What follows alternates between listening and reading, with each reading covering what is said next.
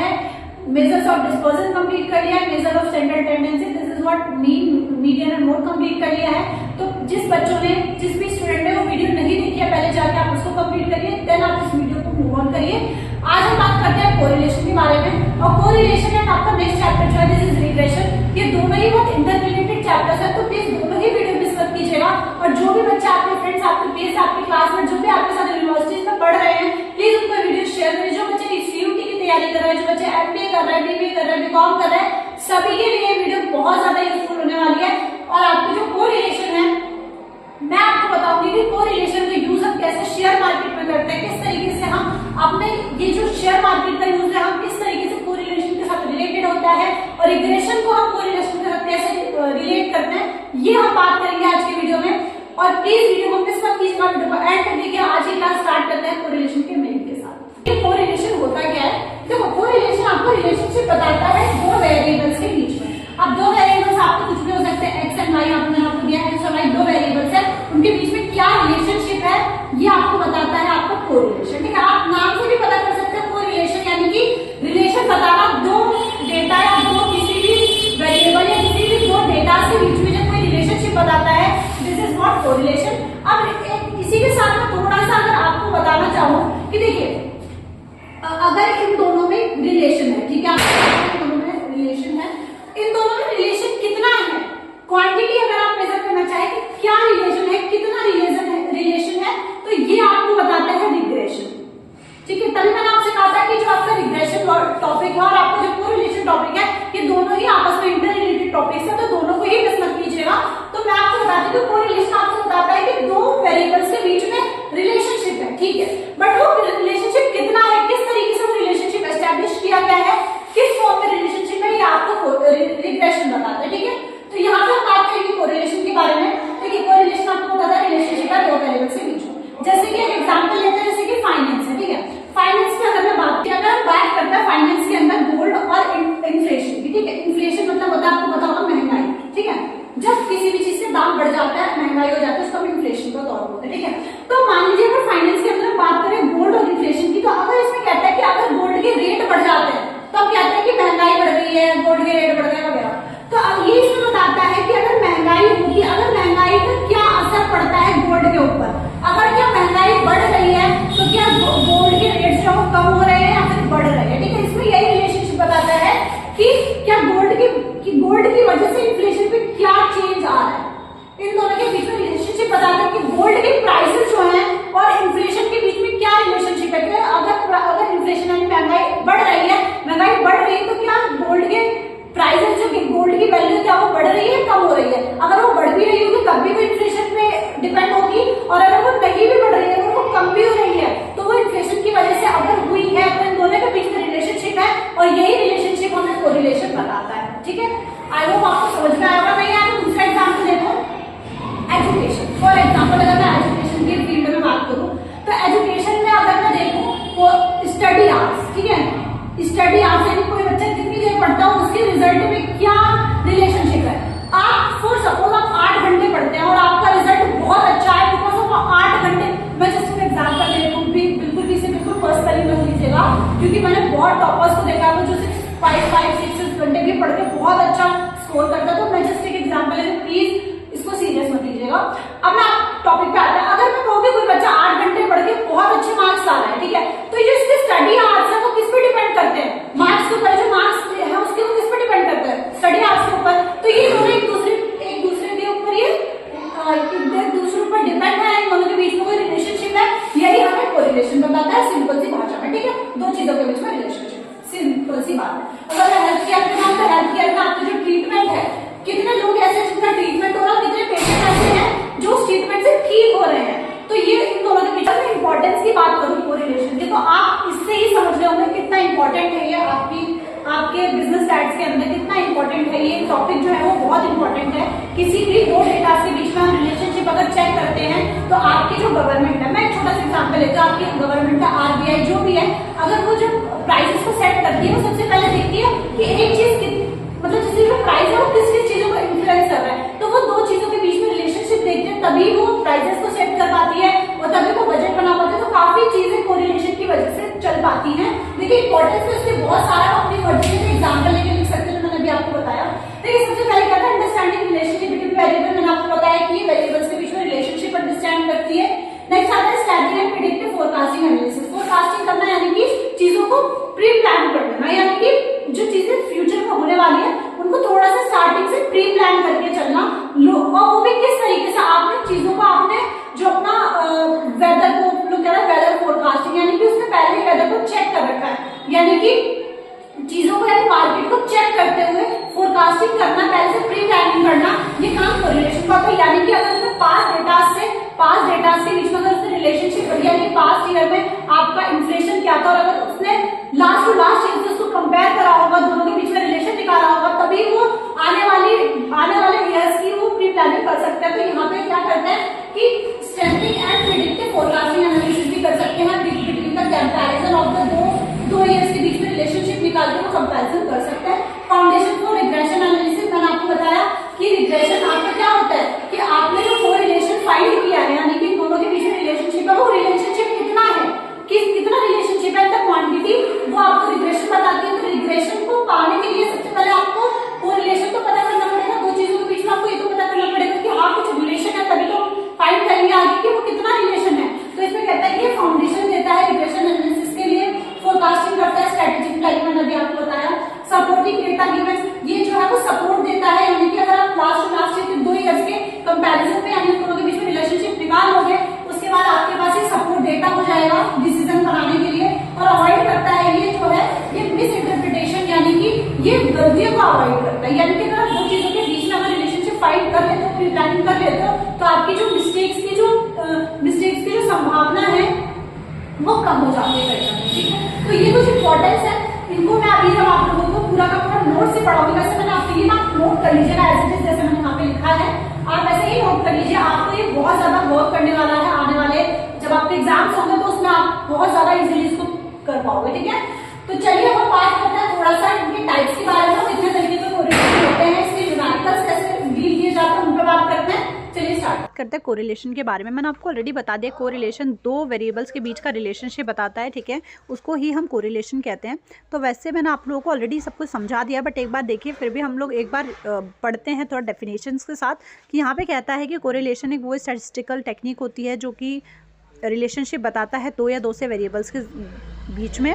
और आप ये जो है वो हेल्प करता है, जो रिसर्चर्स होते हैं, एनालिस्ट होते हैं, डिसीजन मेकर्स होते हैं, इनको हेल्प करता है किसी भी फोरकास्टिंग। मैंने आपको इसकी इंपॉर्टेंस में भी ये चीज़ें बता रखी हैं ऑलरेडी। अब देखिए यहाँ पे एक अच्छी सी डेफिनेशन दे रखी है, उसको अच्छे से पढ़ लीजिए। सेम ही है कि कोरिलेशन एनालिसिस जो है स्टैटिस्टिकल टेक्निक है, जो हमें मेज़र करने के लिए दो या दो से ज़्यादा वेरिएबल्स को रिलेशनशिप बताने के में मेज़र करने में हेल्प होती है। अब यहाँ पे कुछ एग्जांपल्स दे रखे हैं, जो मैंने ऑलरेडी आपको एक्सप्लेन किया था। फाइनेंस के बेसिस पे, गोल्ड और इन्फ्लेशन में, एजुकेशन के बेसिस पे मैंने आपको बताया था कितना आवर्स हम स्पेंड कर रहे हैं, और हमारे जो ग्रेड्स हैं उनके दोनों के बीच में रिलेशनशिप, एनवायरमेंटल स्टडीज़ में और हेल्थ केयर में रिलेशनशिप। तो ये आप खुद से एक बार रीड आउट करिए। मैं इसको बार बार अगेन इसको मैं ज़्यादा एक्सप्लेन नहीं करूँगी, क्योंकि this is not important points, क्योंकि जो इंपॉर्टेंट पॉइंट्स है इस चैप्टर के, मैं चाहूँगी कि उस पर ज़्यादा हम टाइम अपना इन्वेस्ट करें।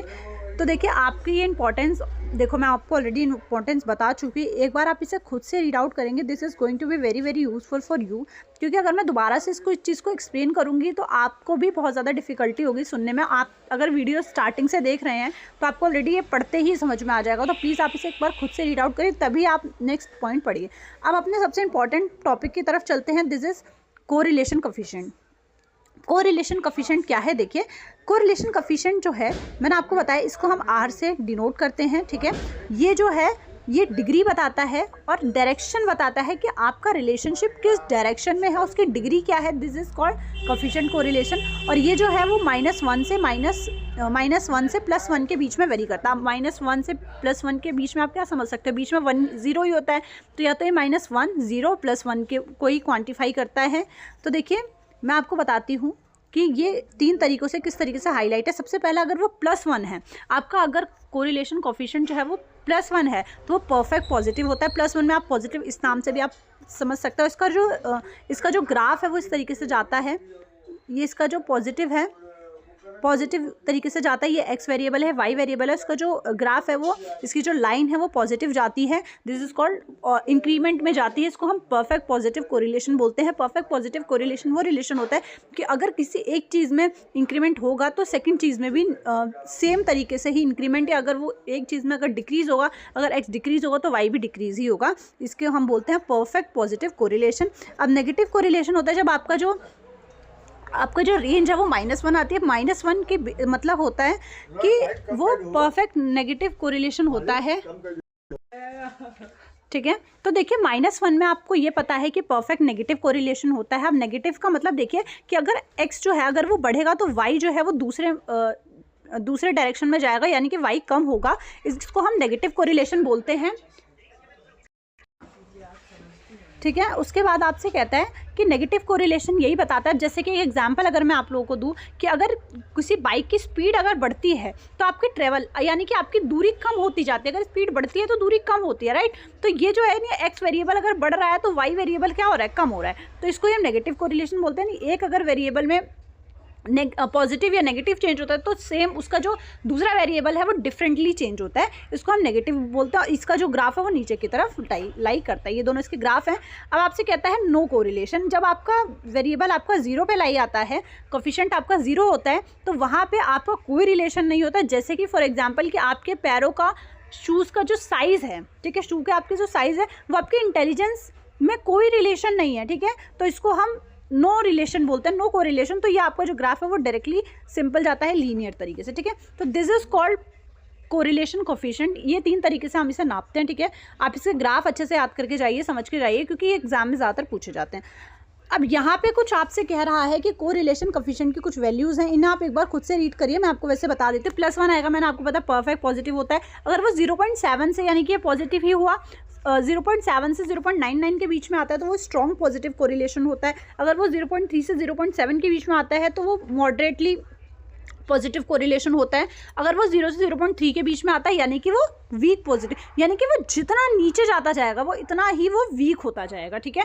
0 पे नो कोरिलेशन होता है। अगर वो माइनस में जाता है, जितना वो माइनस में नीचे जाता जाएगा, यानी कि माइनस में वो जितना नीचे जाता जाएगा वो उतना ही उस तरीके से ही वो भी कम होता जाएगा, ठीक है। अब यहाँ पे 0.3 से 0.7 तक अगर वो लाई करता है तो वो मॉडरेट नेगेटिव कोरिलेशन होता है। -1 है तो परफेक्ट नेगेटिव कोरिलेशन है। -0.7 से लेके -0.99 तक है तो स्ट्रॉन्ग नेगेटिव कोरिलेशन है।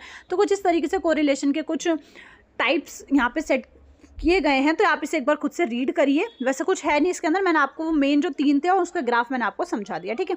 अब यहाँ पे कुछ प्रॉपर्टीज़ दी गई हैं कोरिलेशन की, जो कि मैं आपको ऑलरेडी बता चुकी हूँ कि ये -1 से 1 के बीच में लाई करता है, ये सिमेट्री होता है,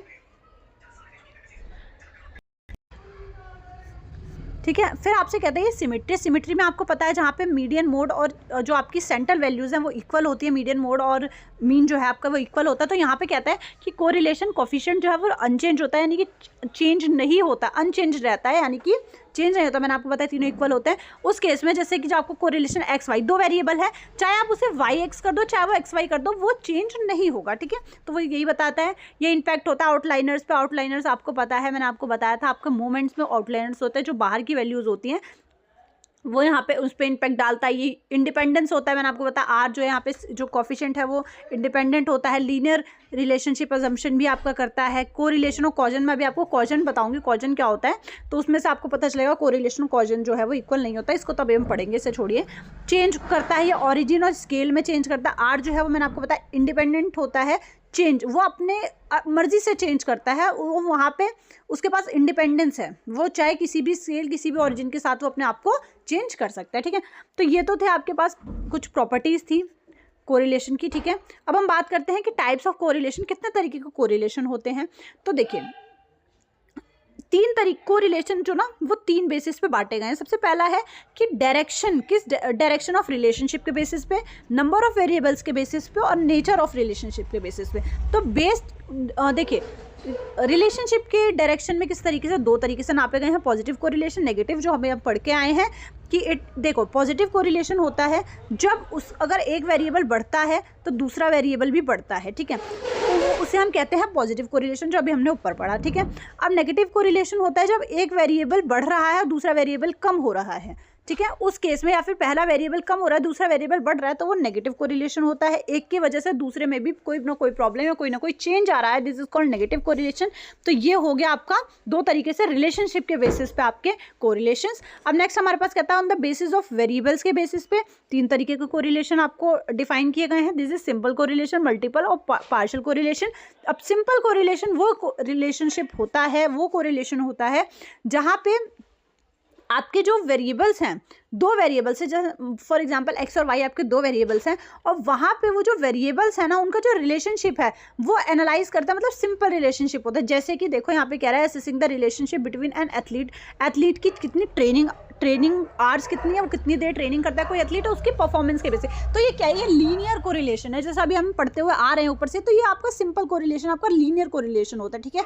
नेक्स्ट आपका मल्टीपल कोरिलेशन। मल्टीपल कोरिलेशन वो कोरिलेशन होता है, वो रिलेशन होता है जहाँ पे हम देखो, जैसे फॉर एग्जांपल मैं एक्स और वाई की बात करती हूँ, ठीक है। यहाँ पे ना क्या होता है कि कोई एक सिंगल, जैसे फॉर एग्जांपल एक्स है, एक्स जो है वो सिंगल डिपेंडेंट, मतलब देखो जैसे इसके अंदर क्या होता है ना, जो रिलेशनशिप होता है ना वो ऐसा होता है कि यहाँ पे एक वेरिएबल के ऊपर सारे के सारे वेरिएबल डिपेंडेंट होते हैं। यानी कि एक, जैसे फॉर एग्जांपल एक्स और जितने भी रिलेशनशिप्स, जितने भी आपके जो भी आपके आप कह सकते हो जितने भी आपकी जो वेरिएबल्स हैं वो सारे के सारे डिपेंडेंट होंगे एक्स पे। अगर एक्स बढ़ेगा तो वो सारे भी बढ़ेंगे, अगर एक्स कम होगा तो वो भी कम होंगे। तो इस बेसिस पे आपका मल्टीपल कोरिलेशन होता है, यानी कि एक कोरिलेशन की वजह से सारे के सारे कोरिलेशन उसी दिशा में चलते हैं। यानी कि इसमें कहता है it involves evaluating how several independent variables relate to single dependent variable, ठीक है। अब यहाँ पे जैसे फॉर एग्जांपल कहता है कि अगर स्टडिंग हाउ डाइट, कहता है अगर डाइट, एक्सरसाइज, स्लीप क्वांटिटी, अगर हम ये सारी चीज़ें फॉलो करते हैं तो आपको क्या आएगा, आपकी हार्ट जो आपकी डिसीज़ है उसके अंदर सही से, मतलब उसके अंदर आपका बदलाव होगा। एग्जांपल लेते हैं तो आपकी ये सारी चीज़ें जो हैं वो किस पे डिपेंड कर रही है, मतलब आपकी हेल्थ पे डिपेंडेंट कर रही हैं। तो वही चीज़ बता रहा है कि एक फैक्टर, एक वेरिएबल के ऊपर बहुत सारी वेरिएबल्स डिपेंड करते हैं, ठीक है। अब पार्शियल कोरिलेशन क्या होता है, पार्शियल कोरिलेशन वो मेजर करता है, वो कोरिलेशन होता है जहाँ पे दो वेरिएबल्स के बीच में कंट्रोलिंग फैक्टर होता है। कंट्रोलिंग फैक्टर यानी कि कोई एक ऐसा वेरिएबल जो दो से ज़्यादा वेरिएबल्स को क्या कर रहा है, कंट्रोल कर रहा है, ठीक है। तो इसके अंदर मैं आपको एक छोटे से एग्जांपल दूं कि ये जो है वो कोरिलेशन कैसा होता है। ये कोरिलेशन होता है इकोनॉमिक ग्रोथ के अंदर, एम्प्लॉयमेंट रेट के अंदर। जब हम लोग इन्फ्लेशन यानी महंगाई, अगर मैं महंगाई की बात करूँ तो महंगाई किस किस चीज़ों को अफेक्ट करती है, इकोनॉमिक ग्रोथ को अफेक्ट करती है, एम्प्लॉयमेंट रेट्स को मतलब अफेक्ट करती है। बहुत सारी ऐसी चीज़ें हैं जिसको इन्फ्लेशन जो है वो अफेक्ट करती है, जिसमें कहता है कोई एक सिंगल एंटिटी जो है वो बहुत सारी चीज़ों को अफेक्ट करे, this is called partial correlation, ठीक है। तो ये नंबर ऑफ वेरिएबल्स के बेस्ड पे कुछ रिलेशनशिप्स है। अब बात करते हैं रिलेशनशिप के बेसिस पे क्या, नेचर ऑफ रिलेशनशिप के बेसिस पे क्या कोरिलेशंस है। तो लीनियर कोरिलेशन इतनी देर से आप पढ़ ही रहे हैं। लीनियर कोरिलेशन क्या होता है, वो कोरिलेशन जहाँ पे दो वेरिएबल्स होते हैं वो कांस्टेंट रेट पे जो है वो चेंजिंग कर रहे हैं, this is called linear correlation, ठीक है। जो स्ट्रेटली होता है, जैसे ये जो आपकी इक्वेशन भी है आपकी y = mx + b, ये आपकी सिंपल और लीनियर वे की आपकी कोरिलेशन है, जहाँ पे एम्प्लॉय की सैलरी है वो इंक्रीज होती है विद द ईयर्स। तो एक चीज़ बढ़ेगी तो दूसरी भी बढ़ेगी, सिंपल कोरिलेशन, लीनियर कोरिलेशन है। नॉन लीनियर कोरिलेशन आपके क्या होता है, देखिए।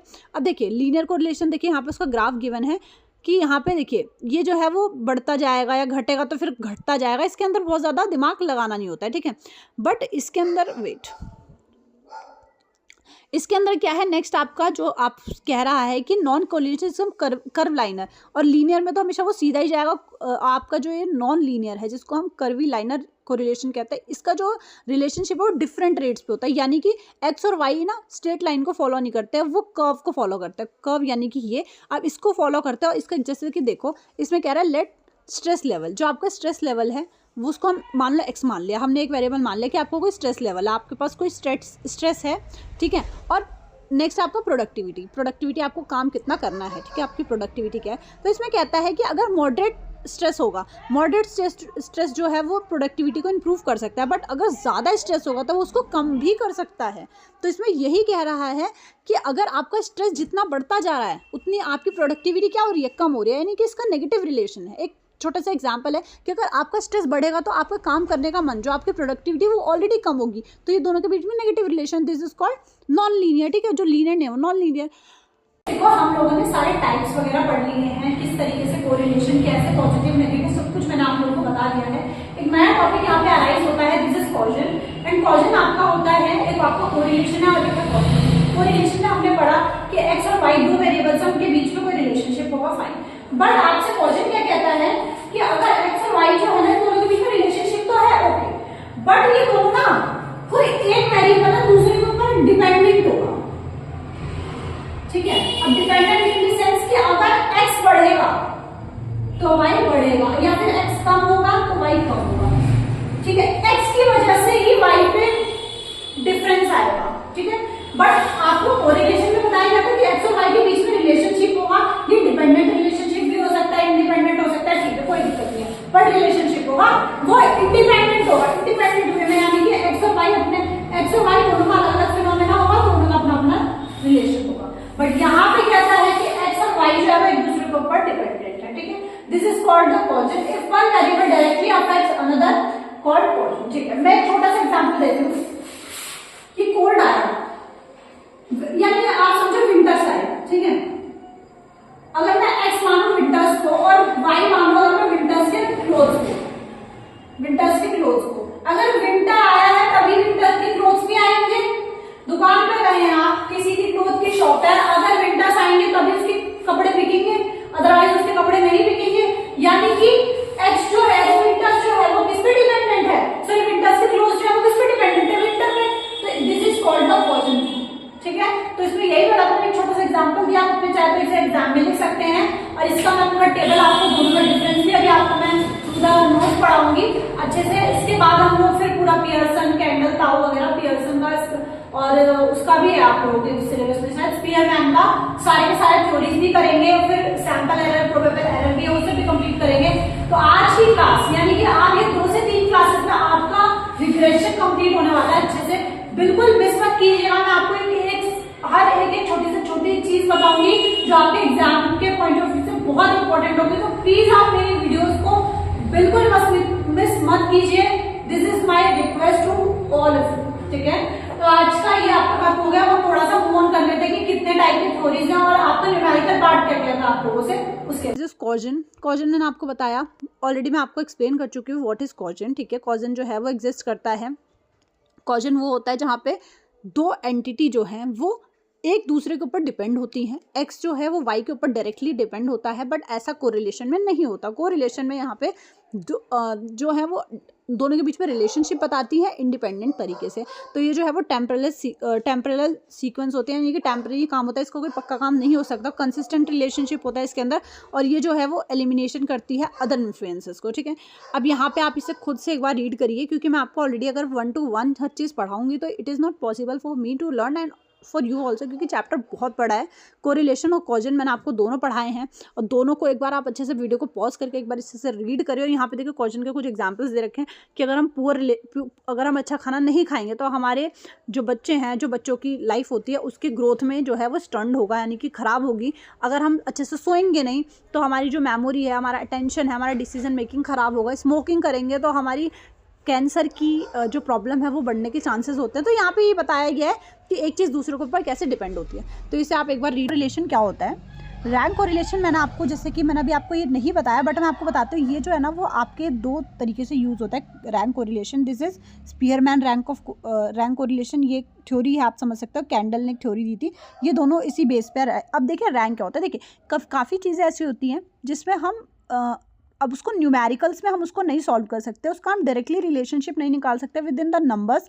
तो हमने यहाँ पे जो स्पीयरमैन थे और कैंडल थे, उन्होंने कहा कि नहीं भाई, एक काम करो, कुछ चीज़ें ना जिसको हम नंबर्स में, जिसको हम क्वांटिटी में नाप नहीं सकते, उसको ना हम रैंक दे देंगे। जैसे कि देखो कह रहा रैंक कोरिलेशन एक स्टैटिस्टिकल टेक्निक होती है जहाँ पे हम स्ट्रेंथ को या फिर कोई ऐसी चीज़ जिसको हम नाप नहीं सकते उसको हम रैंक दे देंगे, ठीक है। ऑर्डिनल डेटा मैं आपको ऑलरेडी बता चुकी हूँ, वो डेटा जिससे हम कैटेगरी वाइज जो हम उसको हम रैंक दे देते हैं। जैसे कि अब पढ़ने वाले बहुत सारे बच्चे, तो हम एक स्टडी ग्रुप के नाम से उसको हम रैंक दे देंगे। This is called rank correlation, जहाँ पे हम किसी भी ग्रुप को रैंक दे देते हैं, ठीक है। तो ये जो है वो -1 से लेकर +1 तक सेम वही लाई करती है। अगर वो +1 है तो वो परफेक्ट पॉजिटिव कोरिलेशन, जैसे मैंने आपको बताया, तो परफेक्ट पॉजिटिव कोरिलेशन होने के लिए वो हाईएस्ट नंबर पे होगी। अगर वो +1 है तो हाईएस्ट पे होगी, -1 है तो वो लोअर पे होगी, और 0 है तो वो आपका इंडिपेंडेंटली वो कहीं पे भी जा सकते हैं, यहाँ पे कोई कोरिलेशन है ही नहीं, ठीक है।